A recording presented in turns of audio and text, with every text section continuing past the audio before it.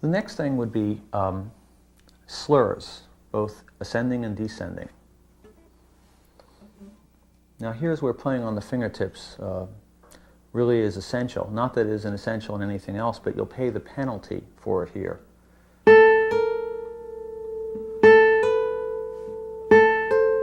If you're flat in the finger, this is the fleshy part of the finger, you'll get less stop.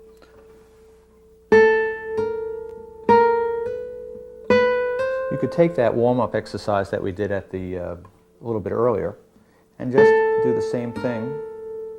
Re-attack the string at first and do an ascending slur. You could also do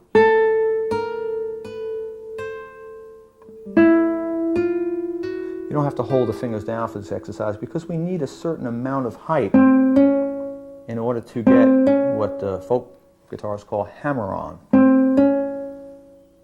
It's very much like hammering a nail. If we try and hammer the nail too close in, we don't get any leverage. And if we come too far back, our accuracy is affected. So you have to experiment. Find that amount of height where you feel the fingers swinging freely, but you're still able to play accurately.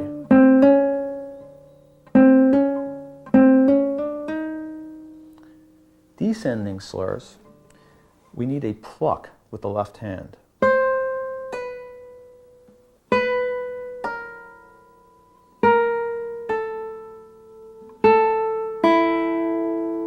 Too often guitarists try and get the descending slur by simply lifting up.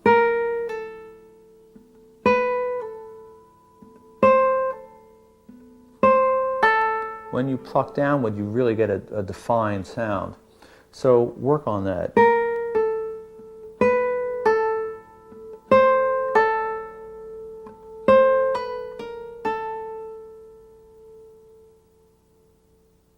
Trills are really examples of both ascending and descending slurs. So let's take a simple first finger, second finger trill.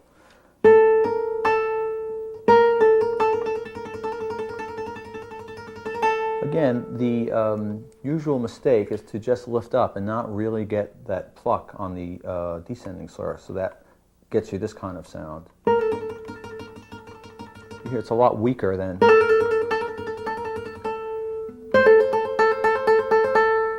So work on both the height, do it slowly, and the pull down.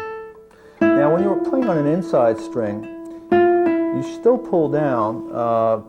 You can use your left hand to sort of dampen the string below it, so you don't have to worry about touching it.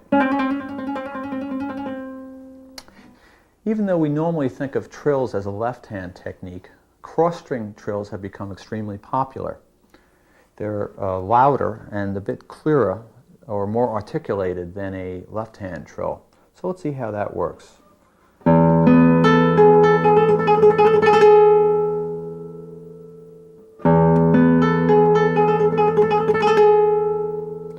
The technique here is something similar to a tremolo.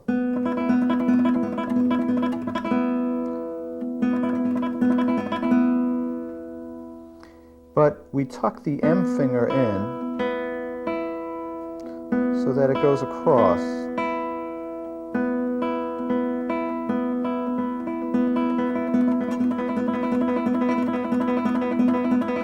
Now don't try and do this fast right away. It's important to be patient, and however long it takes, just get used to that. This is an unorthodox technique in terms of what the fingers are normally called upon to do.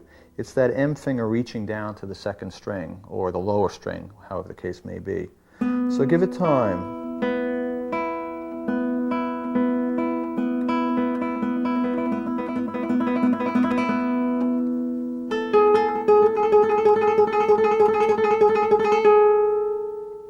In the case of Heart Song,